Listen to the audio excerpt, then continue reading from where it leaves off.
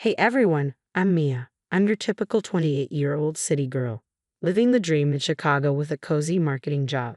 Life was sweet, or so I thought. Then my grandpa passed away, and everything changed. Growing up, I spent every summer on Grandpa's farm in rural Illinois.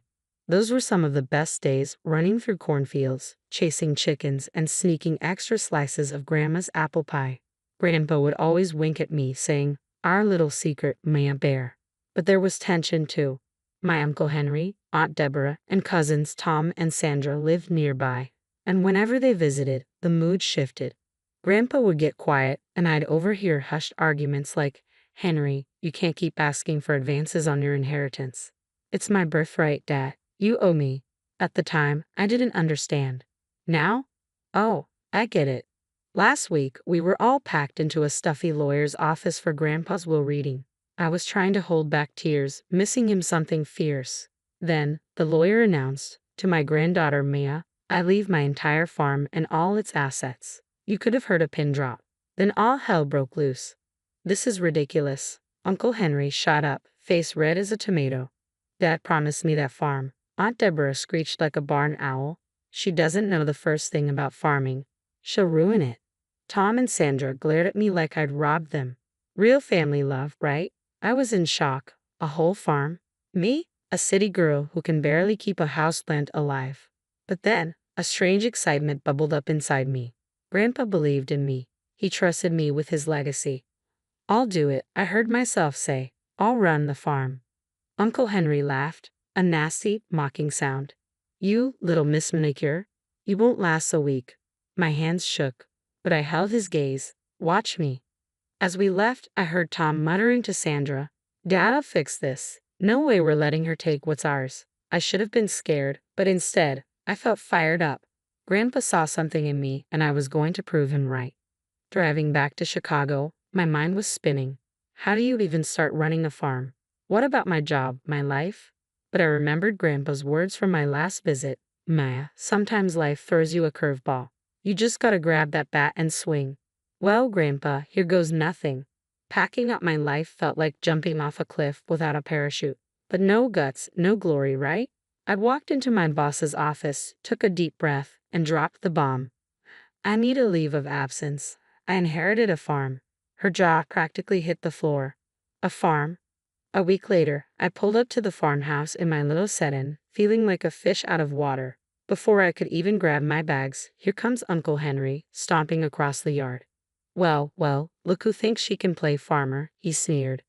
"Nice to see you too, Uncle Henry," I said, keeping it civil. "This isn't some petting zoo, girl. You're in over your head." I brushed past him, lugging my suitcase. "Thanks for the welcome, but I'll manage." If only that was the worst of it. The next morning, I found a huge hole cut in the main pasture fence, cows everywhere. I was running around in my pajamas, herding cows like a city girl rodeo. And it just kept coming. Tractor tires slashed, chicken coop doors left open. Every day, something new. One night, I'd overheard Tom and Sandra whispering behind the barn. "Dad says we gotta step it up. Make her life hell till she gives up and sells." "What if she doesn't?" Sandra asked. "Then we get creative. Nobody blame her if she had an accident out here, all alone." My blood ran cold. This wasn't just family squabbling anymore. This was dangerous. I went to the sheriff, John, no relation, unfortunately, but he laughed it off. "Sounds like typical new farmer troubles. You sure you're cut out for this, little lady?" With no help from him, I was at my wit's end when my boyfriend Jake came to visit. I thought, finally, some support. But after just one day of nonstop chaos, he broke down. "Maya, this is insane. Just sell the damn place and come back to Chicago." "I can't, Jake. This was Grandpa's legacy." "Well, I didn't sign up for this drama. Call me when you come to your senses." And just like that, he was gone.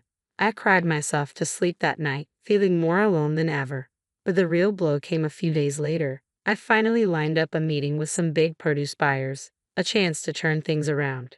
The night before, I went to check on the animals one last time when wham, someone shoved me into the barn and slammed the door. "Hey, let me out," I screamed, pounding on the door, but it was padlocked from the outside. I spent the whole night trapped, missing my big meeting. When I finally got out the next morning, filthy, exhausted, I seriously considered throwing in the towel. Maybe they were right. Maybe it wasn't cut out for this. Then, in the corner of the barn, something caught my eye. A faint glint from beneath a pile of old tools.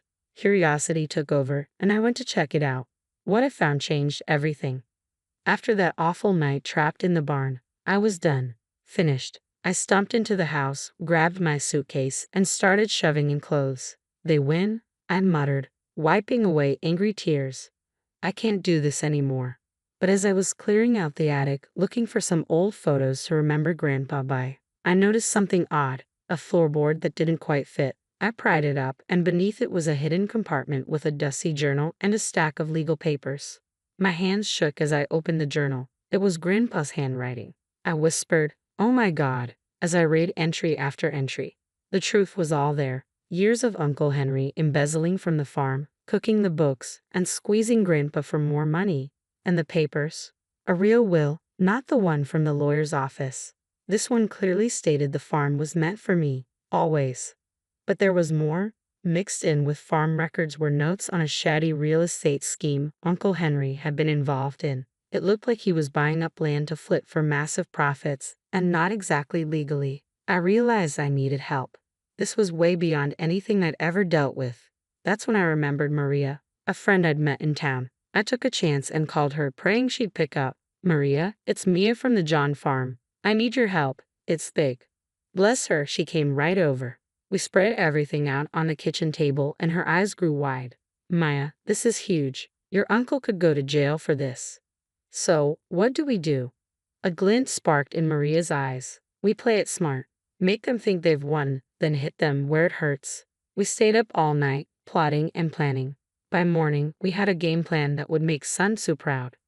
Step 1. Make them think I was leaving for good. I waited until I knew Uncle Henry would be watching, then started loading up my car, putting on my best defeated face. Right on cue, he swaggered over. "Finally saw sense, huh? Knew you couldn't hack it." I forced myself to look defeated. "You were right, Uncle Henry. I'm not cut out for this. The farm's all yours." "Damn straight it is. Don't let the door hit you on the way out, princess." It took everything I had not to slap the smug look off his face. Instead, I got in my car and drove off, watching his little victory dance in my rearview mirror. Little did he know, I was just heading to Maria's to lay low. For the next 2 weeks, Maria and I worked nonstop. We dug deeper into Uncle Henry's shady dealings, following every lead like unraveling the world's most corrupt sweater. One night, Maria pointed at her laptop, shaking her head. "Look at this. Your uncle's name is all over these land purchases. He's been hiding behind shell companies." I whistled. "Go big or go home, huh, Uncle Henry?" Once we had enough evidence to sink a battleship, we made the call to the state police, the FBI, the works. They were on it in a heartbeat. Then came the day of reckoning, the annual John family barbecue. I showed up like nothing was wrong, all smiles and hugs. Uncle Henry sneered, beer in hand. "Look who came crawling back." I smiled sweetly. "Wouldn't miss it for the world, Uncle Henry." When everyone gathered around the picnic tables, I stood up, my heart pounding. I'd like to make a toast to family and to justice. That's when I pulled out Grandpa's real will, his journals, and all the evidence we'd gathered. Uncle Henry's face went from red to white in a heartbeat. "You little," he snarled, lunging for the documents. "Go ahead, Uncle Henry. Destroy them. I've got copies. Lots of copies." Right on cue, police sirens sounded in the distance. Uncle Henry looked like he was going to be sick as state troopers walked up. "Henry John," one of them said, "you're under arrest for fraud, embezzlement, and conspiracy." The backyard was chaos. Aunt Deborah screeching, Tom and Sandra trying to run. Spoiler alert, they didn't get far. And even the crooked sheriff sputtering excuses as he got cuffed. After the dust settled, I rolled up my sleeves and got to work. I hired pros who knew farming inside and out, then put my marketing skills to use, rebranding the whole operation as John Family Farms, where tradition meets innovation.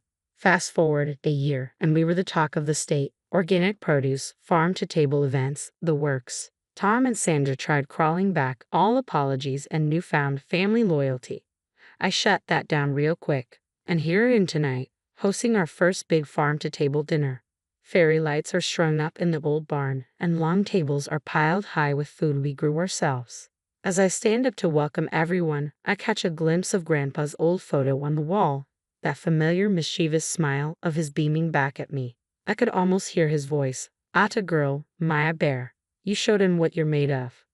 Raising my glass, I grin from ear to ear. To new beginnings, and to those who believed in us. Cheers, everyone. Glasses clink, laughter flows, and I know, deep down, this is exactly where I'm meant to be. Uncle Henry and his crew? They're yesterday's news. This farm and we're the future, and let me tell you, it's looking mighty bright from where I'm standing. Now, I've got a question for you. If you were in Maya's shoes, would you have given Tom and Sandra a second chance? Or do you think Maya made the right call by cutting them out completely? Family can be complicated, and sometimes the lines between loyalty and self-preservation get blurry. What would you have done? Drop your thoughts in the comments below. And thanks for watching this video.